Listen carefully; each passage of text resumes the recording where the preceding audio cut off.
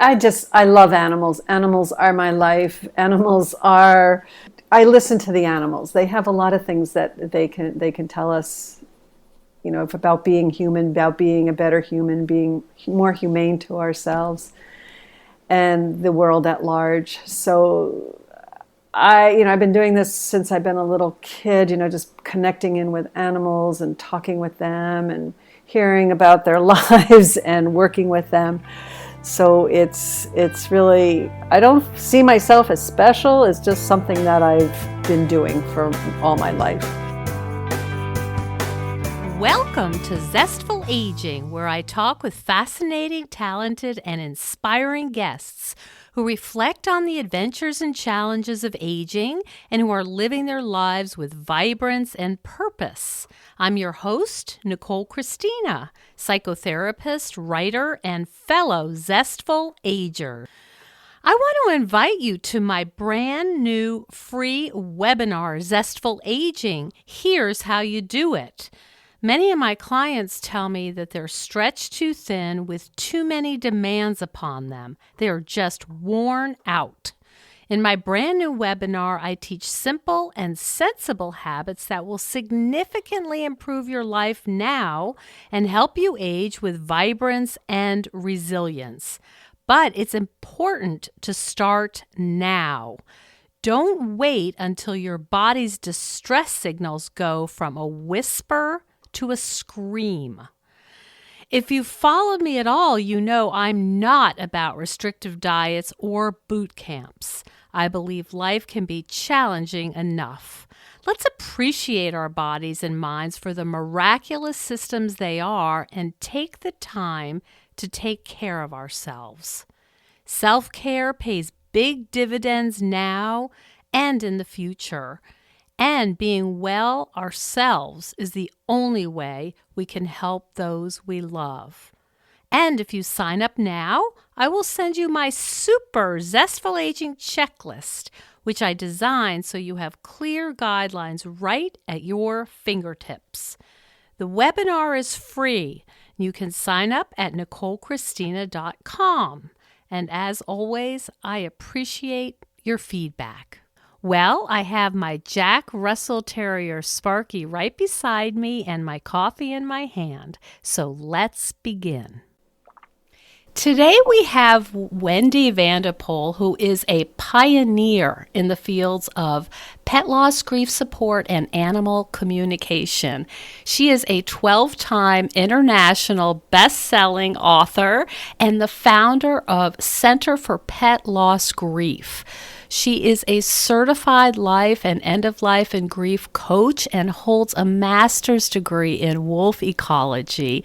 And Wendy has run with wolves in Minnesota, coyotes in Massachusetts, and foxes in her backyard.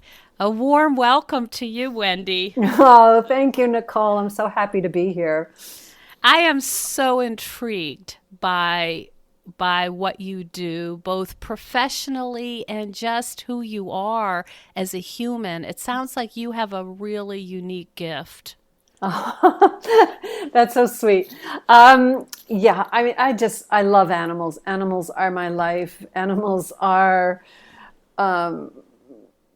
just, I listen to the animals. They have a lot of things that they can tell us, about being human, about being a better human, being more humane to ourselves and the world at large. So I've been doing this since I've been a little kid, just connecting in with animals and talking with them and hearing about their lives and working with them.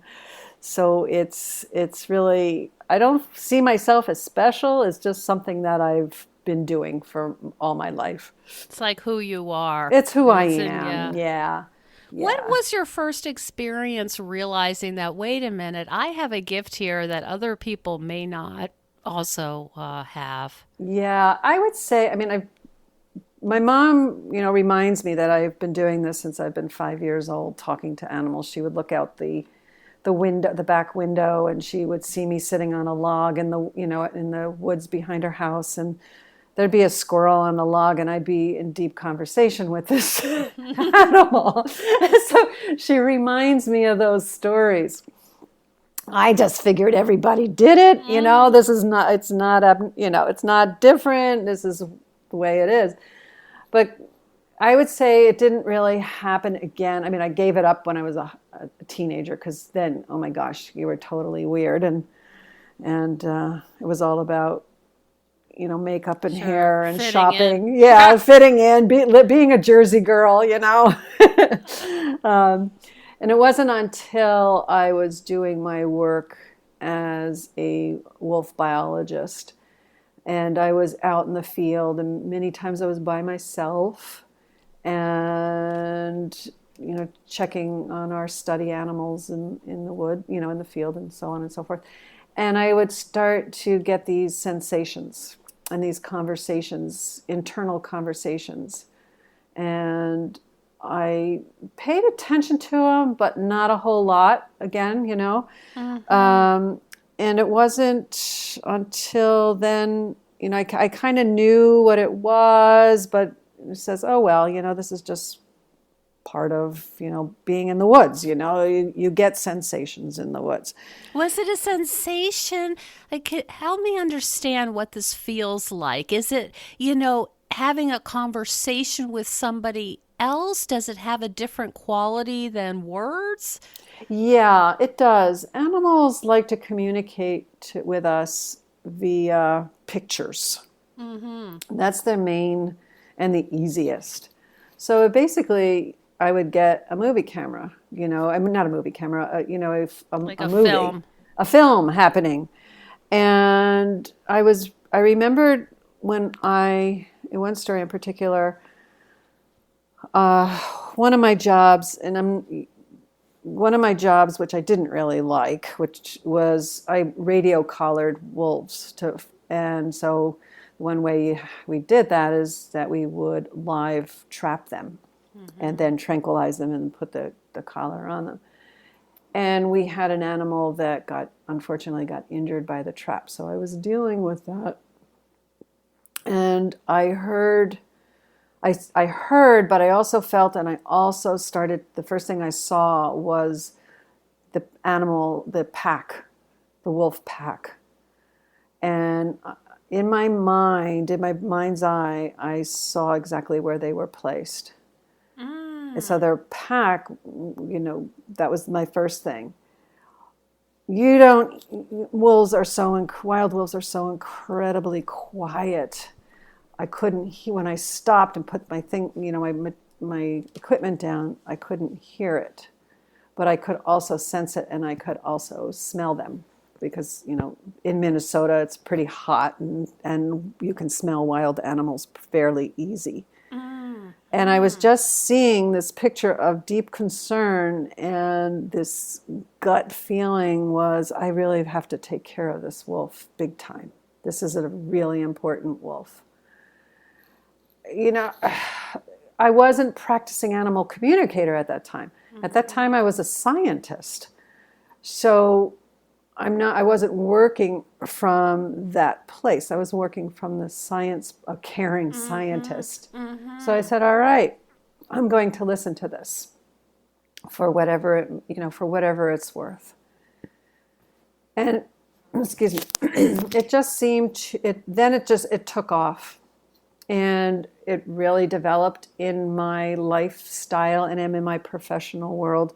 When I left that field, because I didn't like the ethics of it, and I felt like I wasn't doing well by the animals, and I had this aha moment that I need to really work and help animals one-on-one, and that's when I became a massage therapist for humans, horses, and hounds. And I was working on a lot of performance horses and dogs. And that's when the animal communication really kicked in. Because you're really touching I'm them. touching them. It's a very intimate experience. Yes. And the people are there, so it's a triad type of relationship. Me in the middle, the animal, and the people. So as I'm getting sensations in my hands or pictures in my head, I would say to the people, I don't know what this is, but this is what your animal is telling me. Would you like to hear it? And of course, people usually do. And then, that's when I knew there was a thing called animal communication. There weren't people doing this in those days. It wasn't mainstream like it's becoming now. So there was like one person, and her name was Beatrice Leidecker. And she had a book out, and I read that book, and I was like, oh my goodness, oh my goodness, oh my goodness. This is me. This is me, right? So and then, then it moved into, and I love the way life, as a woman, as a vivacious woman, and, I'm 60, how old am I now? I'm going to be 64 in December. Is I just love being open to life and how things can change. And in my practice, my husband and I moved to a very rural area, and I moved away from my show barns and my livelihood. But what happened, Nicole, which was really just so incredible, and I wouldn't do it any other way, is I moved it by default. I moved into pet hospice. So instead of having these high-end athletes as my clients, I had the family members that were dying, and people wanting to do something very, very special for their animal, i.e. get a massage, have energy work, just, help. Comfort. And by default, I became part of the family. I became part of the team for these animals and these families. And I would work with these animals and these families or individual once a week, and I'd go to their barn, or their animal would come to me, and I'd give them hands-on quality work to help them with their stress or their pain. And while this was going on, people were asking me about grief and how to do grief. And I wasn't trained. I'm a scientist, I'm a massage therapist. I don't have training in grief. No one was doing it. So I had to find out how to do it. But you had experienced it yourself. Yes, a ton of times. My own losses, my own pet losses, and speaking with my veterinarians. And, at that time, one particular dog, I reached out to a therapist, but again, that time, therapists didn't even really understand that I could find where I lived, that I could understand how to deal with pet loss. How would you say it's different than grieving the loss of a human? It is different. Becoming a certified end-of-life and pet loss grief coach and working with people, I have one of the most common thread, and this is actually statistically proven, that pet loss is usually more devastating than the loss of a human.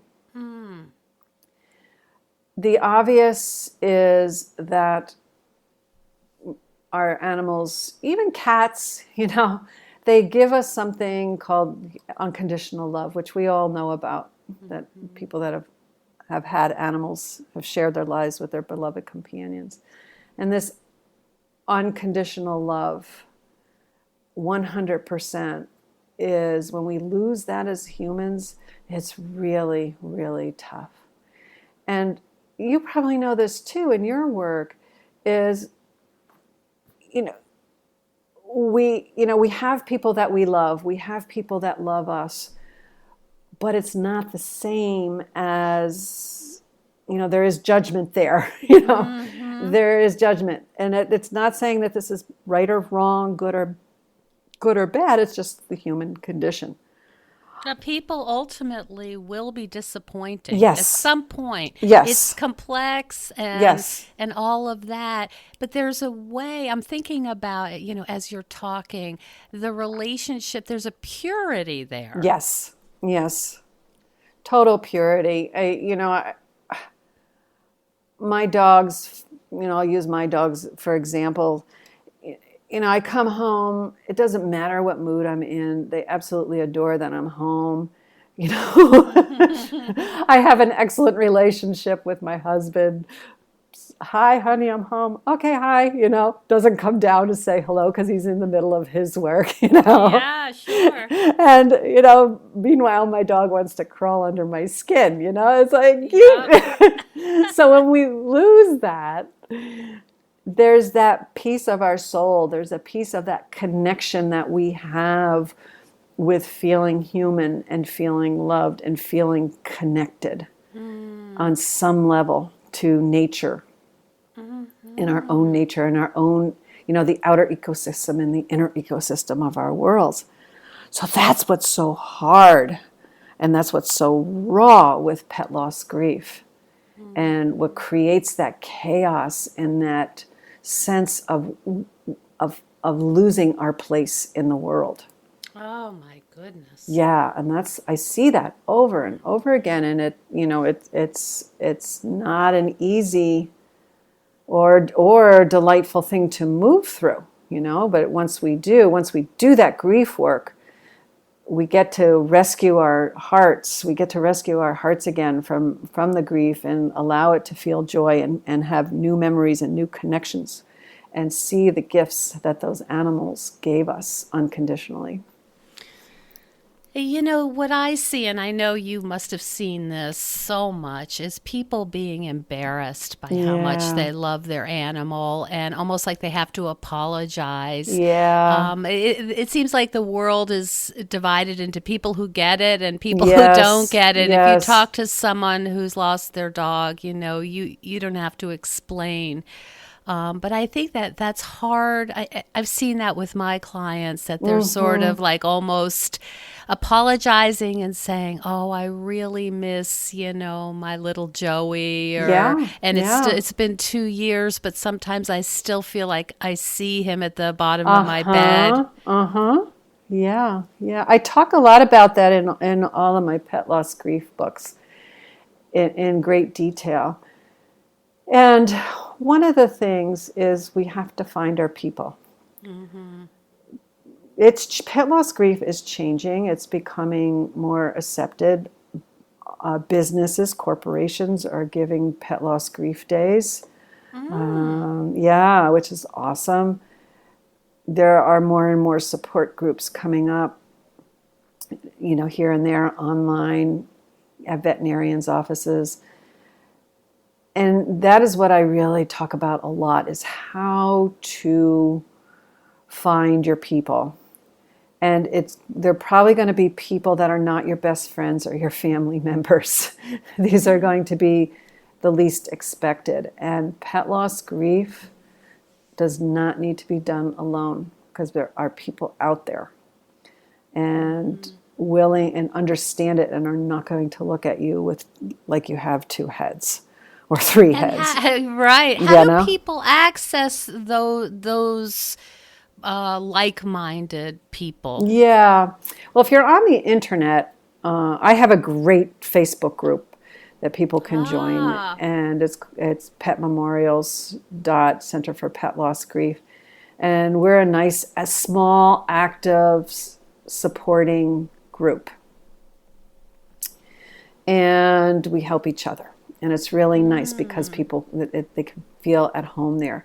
There are so many things on Facebook. If you're on online and you're on Facebook, the other thing to do is call veterinarian schools. Some veterinarian schools are getting with the program. Colorado, Tufts, they're getting with the grief program, and they actually have training, which is awesome. Doing a Google search, pet loss grief groups, calling Okay. calling local veterinarian offices. And Cornell also. Yes, We're in upstate New York, and I know Cornell advertises that as well. So yes, you're encouraging people to really take part in that and not yes, feel embarrassed. exactly, exactly. Exactly. And, to be aware of things, that trigger your grief. And again, I talk about this in the book and how to deal with it. Is people are, even though, people want to help and be compassionate, there are some things that people may say that may trigger your grief. And if it doesn't feel good to you, if if you're experiencing that or have experienced that, if it doesn't feel good to you, know that, trust your intuition, trust your feelings and your emotions, and don't hang out there, Right. right? And keep looking. And that's, I tell that to my students that are learning to become pet loss grief mentors is, when you're reaching out with your people, help them by discovering what group is appropriate for them, because not all groups are created equal. And Okay. and it's find a moderator that knows what they're doing, because I have seen so many groups that people just say, oh, I'm just going to do this group, and they're not trained, and sometimes they Yep. can do more damage. So definitely do your homework. Make sure the person that's leading the group is a psychotherapist or a end of life coach, or that really understands, a veterinarian, and social worker that really understands pet loss grief. Are, talk to me about how losing a beloved pet might be different for, our audiences, mostly women 45 and over. Is that different than other stages of life, losing a pet and other stages of life? That's a great question, Nicole, and it really depends on the individual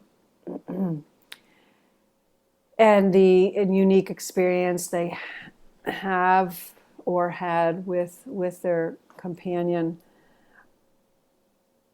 I'll give you couple scenarios. Grief takes work. That's number one. And as people, if you want to move through grief, we got to show up, and it's just part of being human. The thing is and again, I'm not making a judgment. I'm not saying this is right or wrong, because everybody has their own journey in life, and I totally, totally respect that. But let's use the example of someone that has maybe experienced, 3 or 4 episodes of varying type of grief. Their children leave home, for college. There may have been a divorce, moving away from a home that you loved, moving to a new area, not having friends. Say we have an example of a person going through those types of grief, never dealing with it, and throughout the stages of aging, they have their only thing that's, their only companion left in their home is the 16-year-old cat that grew up with the kids and went through the cat dies.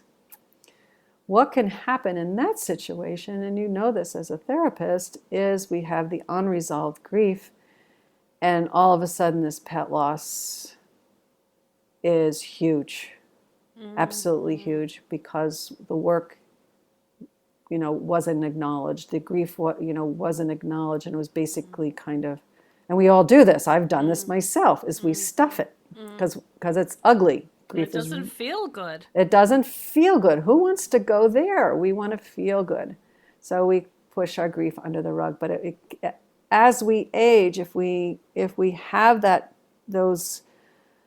type of grief, the pet loss can be more intense with that situation.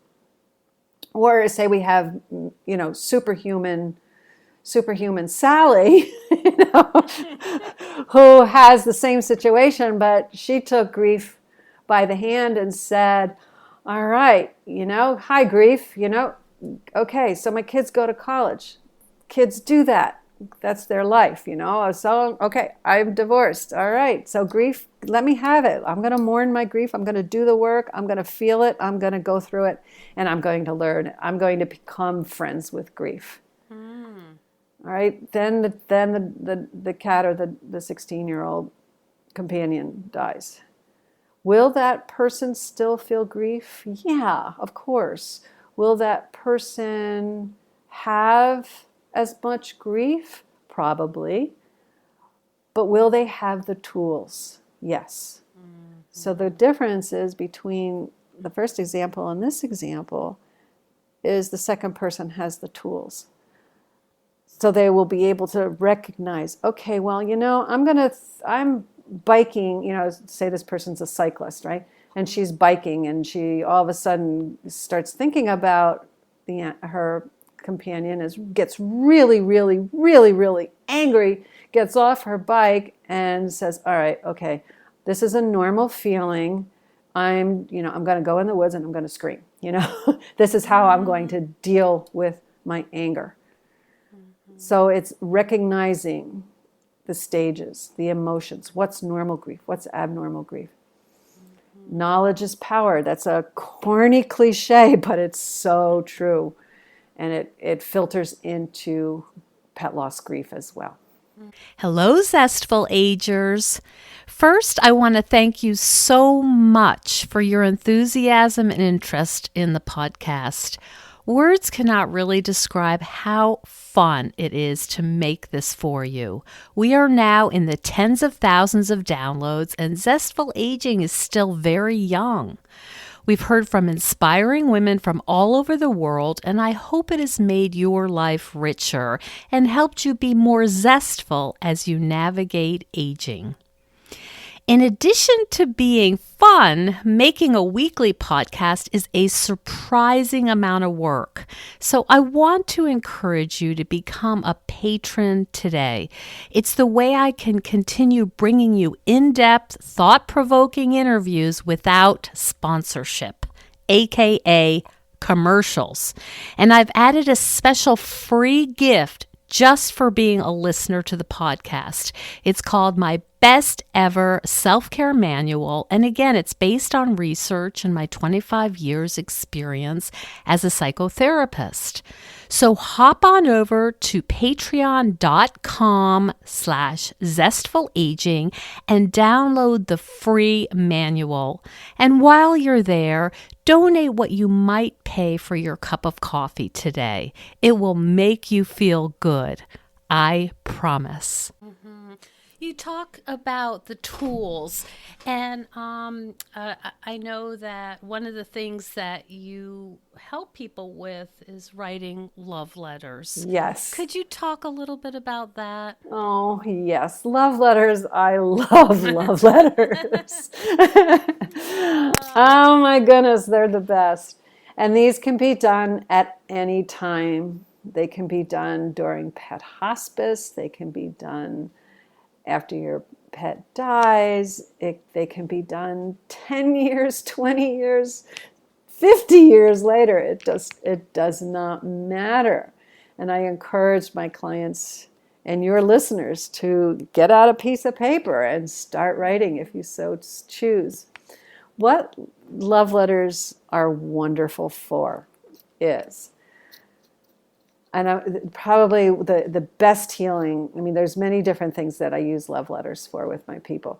But one of the most common feelings that we have when we lose a companion is guilt. That's right up there. That's like 99.999% is guilt. I should have done this. I could have done this better. I feel so guilty for making the choice to end their life. I feel, I should have taken Fluffy out for a walk when she was standing at the door, but instead I felt like, flipping through Facebook, all of those guilt feelings. So I have my people, and I encourage anyone that this is, that light bulb is going on with, you can write your apology letter. You can write your love letter with an apology. And grab a picture of your pet or think about your pet and read it out loud. It is such an incredibly healing tool to do.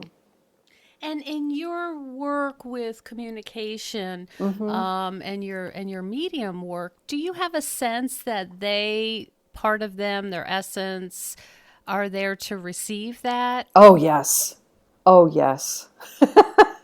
What is? Can you give like a little story about that? What that looks like, and maybe what it Sure. feels like? Sure. Okay, let me think here.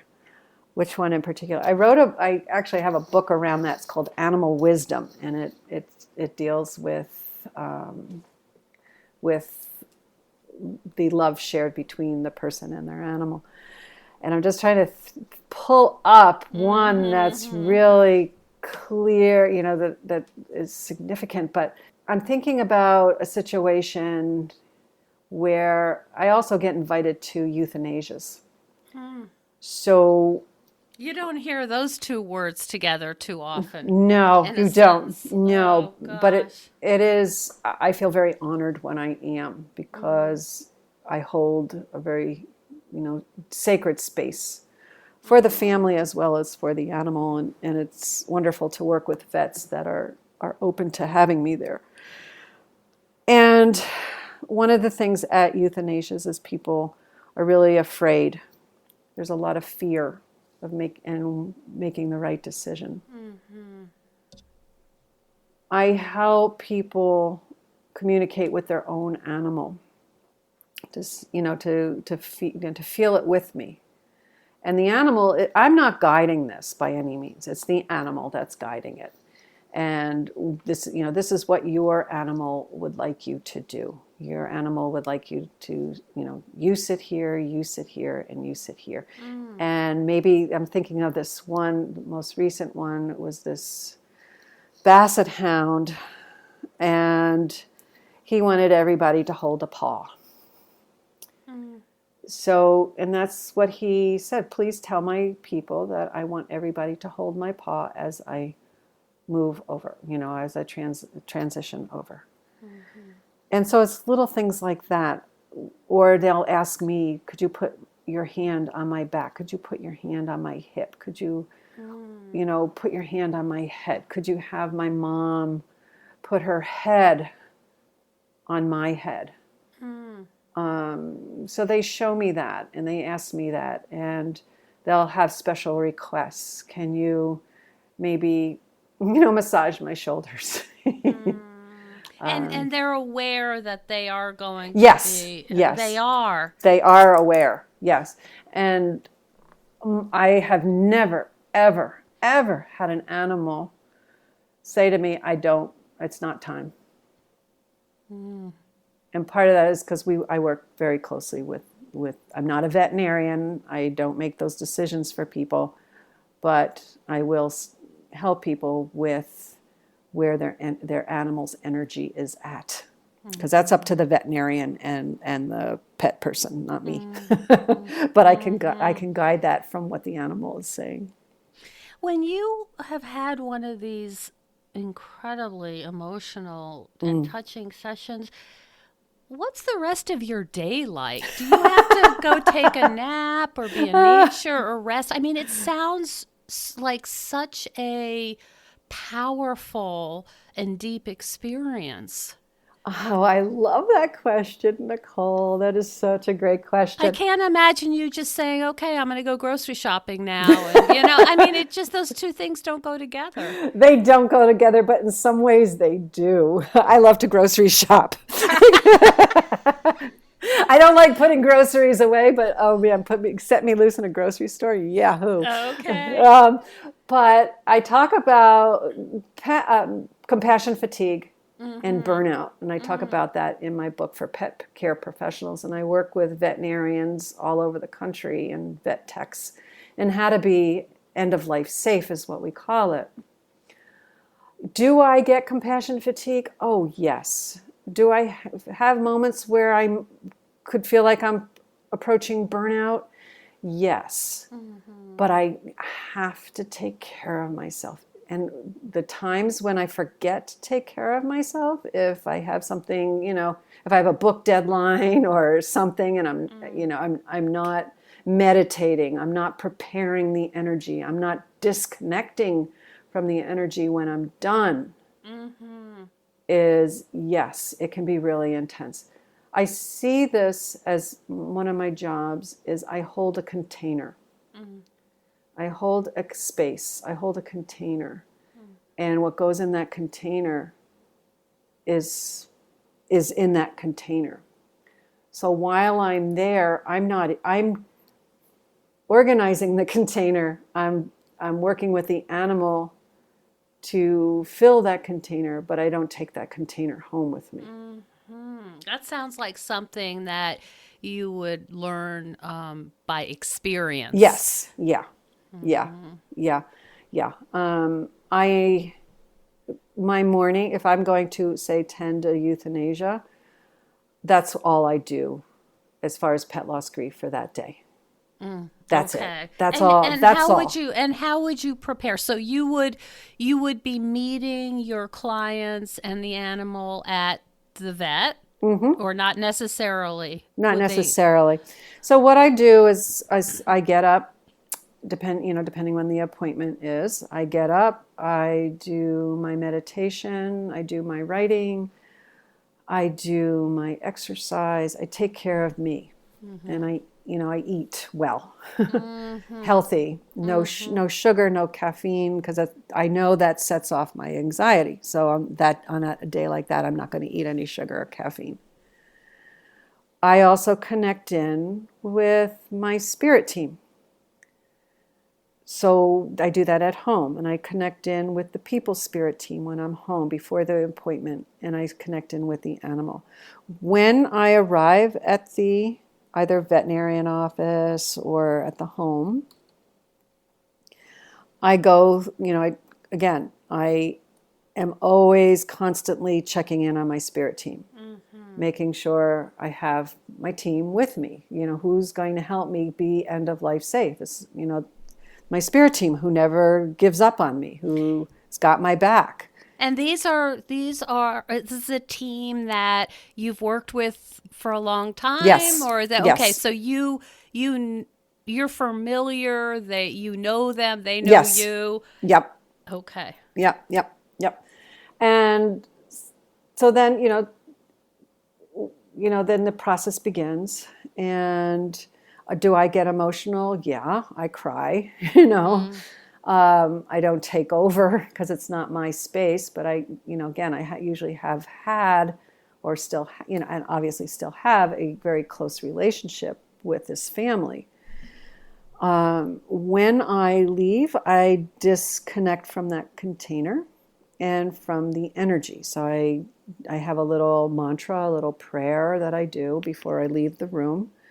And it's like seconds. This is not like a long drawn out thing where I disconnect from the animal and from the people, and I thank everybody, And then I go back to managing my energy. So I sometimes do go grocery shopping because it makes me happy. I go swimming, I go dancing, I go home and I read a book, or You really shift gears. I shift gears. Yeah. And I usually find that I do have to have a meditative moment at some point after that to reflect and to process my own grief, to do the work. It's like, wow, I really miss Fluffy. This stinks that I'm not going to go to Fluffy's barn next week, and Fluffy's not going to meet me at my car when I drive up to the barn and be panting for his massage. That really stinks. So I look at how I'm feeling, what stage of grief I'm in, what are my feelings of grief, and I have written love letters, to my dogs and my cats and my horses that were my clients. So, yeah, it's a big day. It's a big day. I'm thinking about New Hampshire and how I know things have changed a lot since I've lived there, but it's a pretty conservative state. Yes. And I'm wondering if there's some people who don't understand your Oh, work. yes. And I have people. It happened, and the reason it's very new. I was at an event, not in my professional work, but I was in at an event, and people were asking me what I do, and somebody started to laugh. Mm. And probably in my early years, I would have gotten really offended by that, but I didn't. Being in my 60s, I've been around the block. I have some Right. wisdom, That's the sweet side, That's right? the sweet side. I love Yeah. it. And I had compassion for this person, and I felt like, oh, and he was a staunch New Englander, and I felt compassion because he didn't get the beauty. He saw the weirdness. But here's the beautiful thing about this, Nicole, is that as the weekend was going on and people knew what I did, and we were talking and having great conversations, and he was there, he actually then started to talk to me about it. And I didn't acknowledge his laughing at me. I didn't pay attention to it. Because why? It's not going to do me any good. It's not, so I just didn't pay attention to it. But by the end of the weekend, he was actually starting to ask me questions, which was really quite nice. That's very Yes, interesting. yes. So, but I do most of my work online. And I have people. There are people that we are, in New Hampshire. We are there, that have compassion for our animals and that want to do something special for them. But I do travel. Yeah, Yeah. it sounds like. Yeah. Do you, there's some people who really believe in spirit animals, and that some animals have a particular message for us. Like, for example, I know you have spent time with coyotes, and do you believe that certain animals signify particular things? Is that something that you've experienced Yes. as well? Yes. You Yeah. Part of the work I do is I help people find not only their spirit team, but also their spirit animals. And, there are many books written about, spirit animals and what they signify. My work, what I do, like okay, my coyote, my wolf, my spirit animals mean something very specific for me. Whereas if you have a wolf as a spirit animal, it would mean something completely different for you. So it's very unique. And, we, most of the time, what I have found in my practice is we have five spirit team energies, and we have 5 spirit animals that work with these specific energies. And they stay with us for life. They come with us when we're born, and they stay with us for life until the end of our life, and then we get a whole new group. But yeah, it's pretty. It's definitely spirit. Yes, definitely.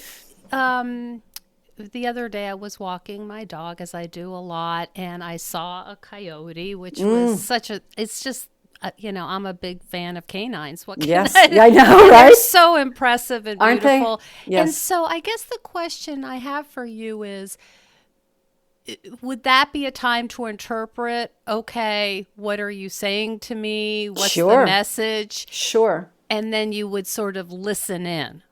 Yes, yes. We have animals that come into our lives every single day.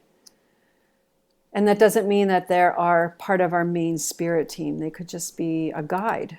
And they come in and, like, say your coyote came in for that day, for that moment to say, check me out, I got a message for you. Mm-hmm.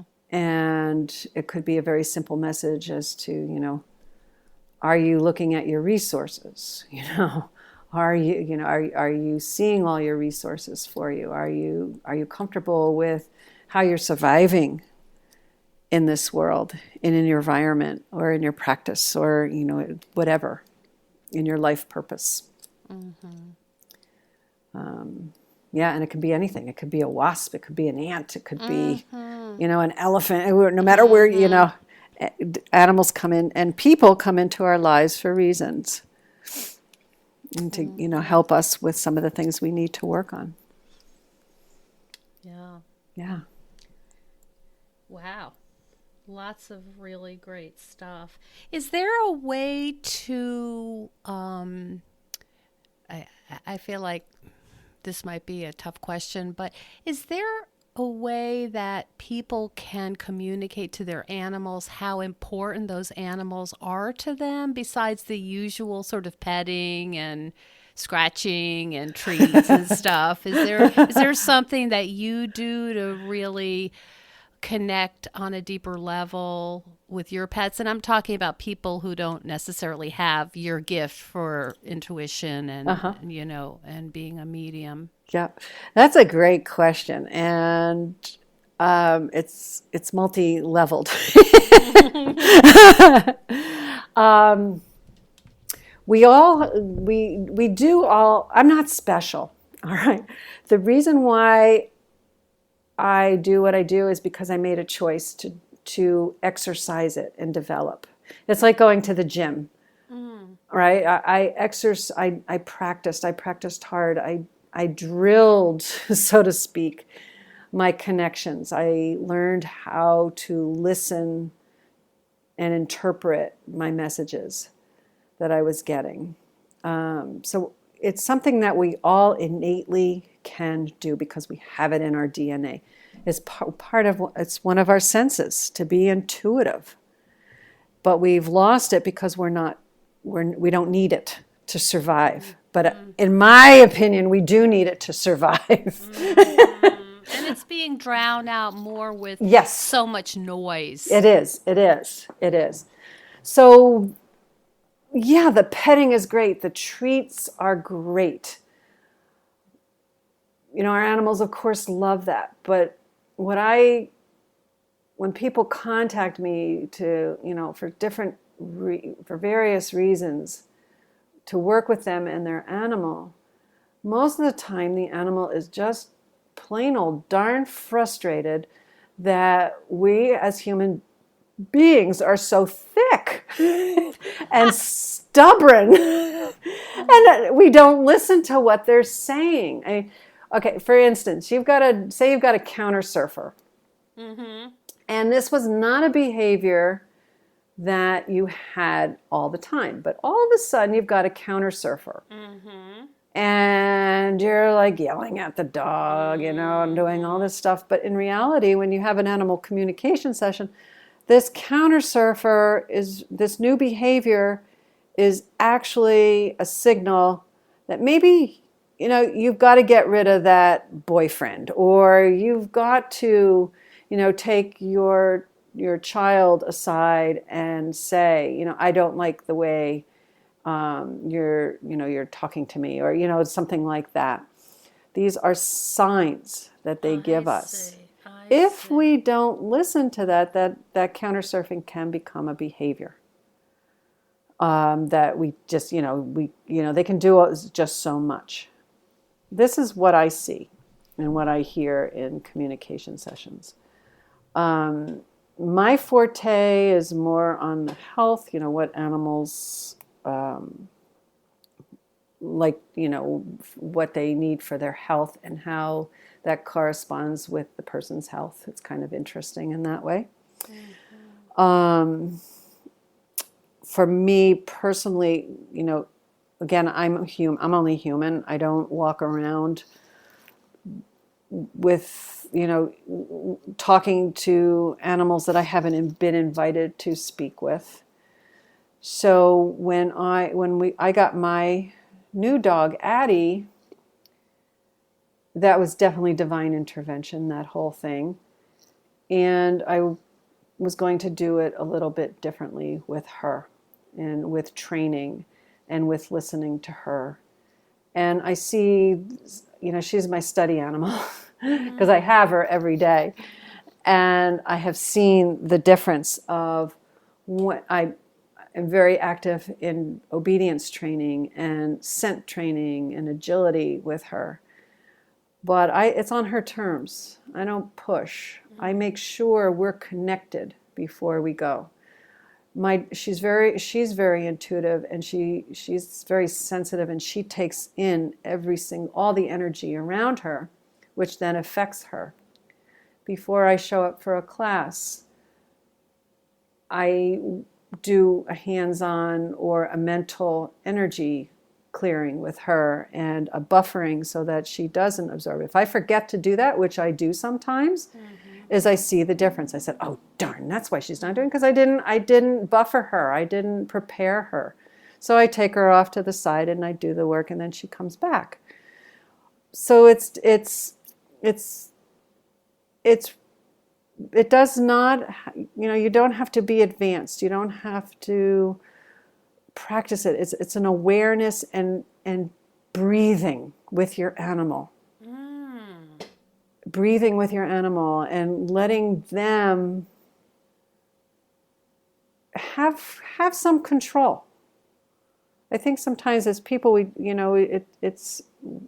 make the decision where to walk, how to walk, do this and that. And sometimes it's fun to just follow your dog, see where they take you. As long as it's safe. As long as it's safe. I mean, Not where that porcupine lives. Yeah, again. no, exactly. Or you're going to climb that tree after the squirrel. No, we're not going to do that. But sometimes it's fun to just do that. And one of the things that I like to do is when I'm practicing with Addie at home is I do an energy connect with her. I basically do it.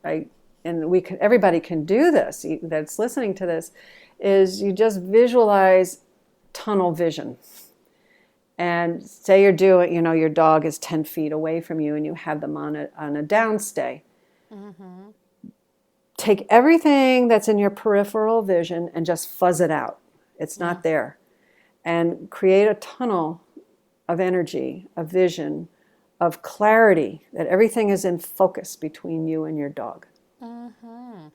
And you keep practicing that, and you keep practicing that, and you will see changes. Have you read the John Katz book, How to Talk to Animals? Yes, I did, and I don't. I read and then I forget. It sounds so much like so much like what you're talking about. This idea that the animals think in images, and the idea of projecting to your animal what you want to happen, and then they pick up on probably scent, body language. There's so many. I don't have to tell you, but it's so complex. Yeah, it's so complex, and and learning to respect that complexity is really quite beautiful. And it just deepens the relationship, I mean, we already have deep relationships with our animals, but this is just another way to take it to a whole nother place and level. Does your husband share this gift? Yes, he does. Yeah. Yes, very much so. He's a biologist, and he gets paid to kayak and hike the woods and track animals and do all kinds of great stuff. Wow. So he often has many wildlife encounters, and when we just had to euthanize our 16-year-old cockatiel, which was not fun, not easy, but when we were at the vet,